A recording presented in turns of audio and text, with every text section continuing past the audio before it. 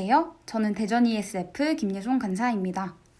10월 2일 일용할 양식의 말씀은 호세아 2장 1절부터 13절 말씀입니다. 1장에서 호세아는 음녀 고멜과 결혼을 합니다. 고멜과의 결혼을 통해 하나님은 이스라엘을 부부로 생각하시는 것과 하나님을 떠난 이스라엘의 죄가 음란이라는 것을 말씀하십니다. 2장에서는 그런 이스라엘에게 하나님께서 징계를 내리시는 모습을 볼 수 있습니다. 이스라엘은 하나님을 떠나 바알을 섬기고 있었습니다. 먼저 바알이라는 신에 대해 말씀드리겠습니다. 바알은 날씨를 주관하는 신으로 풍요와 번영을 주는 신이었습니다. 이스라엘이 출애굽한 이후 가나안에 정착하면서 농사를 짓기 시작합니다. 떠돌던 광야 생활과는 달리 가나안에서의 정착 생활은 날씨가 농사에 중요한 영향을 끼치는 것을 깨닫는 시기였습니다. 그래서 이스라엘은 자신들을 인도하신 하나님을 떠나 풍요의 신 바알을 따르게 됩니다. 바알을 섬기는 문화는 음란함이 따라왔습니다. 가나안 족속들은 신전에 여사들을 두어 음란한 일을 하도록 하였습니다. 그러면 그 모습을 보고 바알이 여신 아세라와 성적인 관계를 맺을 것이고 그때 비가 온다고 생각한 것입니다. 이스라엘은 자신들의 풍요를 위해 하나님을 떠나 바알을 섬기는 음란을 저지르게 됩니다. 하나님은 이스라엘과의 관계 회복을 위해 이스라엘에게 두신 약속을 지키기 위해 다시금 이스라엘을 돌아오게 하십니다. 오늘 본문에서 하나님은 징계라는 방법을 통해 음란한 이스라엘을 돌아오게 하려고 하십니다. 하나님의 징계는 바로 이스라엘의 풍요를 막으시는 것이었습니다. 이스라엘은 자신들의 풍요를 위해 바알을 따랐습니다. 자신들이 원할 때 비를 내려줄 수 있는 신으로 바알을 섬깁니다. 이스라엘을 섬기는 신은 자신의 유익, 자신의 만족과 자신의 풍요였다는 것을 볼 수 있습니다. 그래서 하나님은 그 모든 번영과 풍요를 빼앗으십니다. 이스라엘이 바알에게 얻고자 했던 번영과 풍요는 하나님이 주신 것이었습니다. 바로 하나님께서 당신의 백성 이스라엘을 위하여 허락하신 복이었습니다. 하나님께 돌아오라는 말씀에도 불구하고 이스라엘이 여전히 자신의 만족을 따르자 하나님은 그 모든 축복을 빼앗으십니다. 이스라엘은 하나님이 주신 복을 하나님보다 더 크게 여기며 그 복을 위해 하나님을 떠나는 죄를 저지릅니다. 하나님이 빼앗으시자 이스라엘에게는 아무것도 남지 않습니다.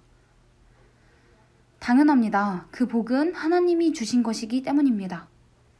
이스라엘이 따르고자 한 풍요와 만족이라는 신은 하나님이 빼앗아 가시면 아무 힘도 쓸 수 없는 것입니다. 하나님은 징계를 통해 하나님이 비의 주인이심을, 날씨의 주인이심을 드러내십니다. 하나님이 모든 풍요의 주인이심을 드러내십니다.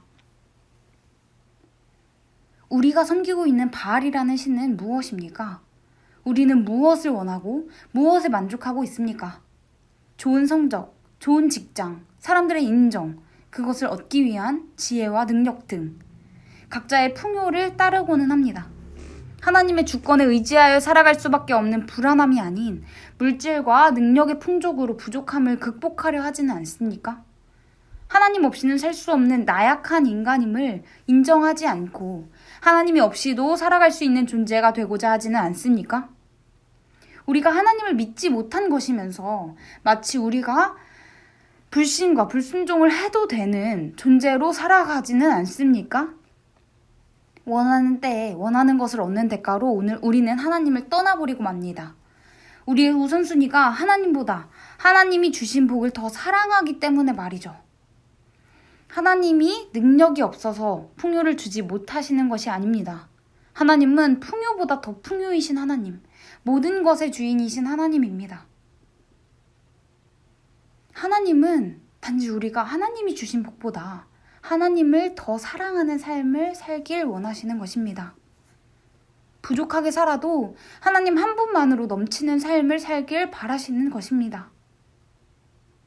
그러나 우리가 계속해서 바알을 따르는 죄로 우리를 음란하게 만든다면 하나님께서는 반드시 우리가 원하는 것을 빼앗아 가실 것입니다. 마가복음 8장 36절에서는 모든 것을 얻어도 소용이 없는 한 가지의 경우를 이야기합니다. 바로 자기 목숨입니다. 사람이 만일 온 천하를 얻고도 자기 목숨을 잃으면 무엇이 유익하리요? 사람이 무엇을 주고 자기 목숨과 바꾸겠느냐? 우리가 원하는 것을 얻는 대신 우리의 생명을 잃게 된다면 그 천하는 아무 소용이 없습니다. 하나님께서는 우리에게 가장 유익한 생명을 주시는 분입니다. 예수 그리스도의 십자가를 믿음으로 얻게 되는 영생입니다. 가장 좋은 것을 가지고 계신 분을 떠나는 것은 가장 큰 손해입니다. 어서 우리에게 생명 주시는 예수님께 돌아와야 합니다. 우리에게 있는 바알들을 버리고 하나님께 돌아와야 합니다.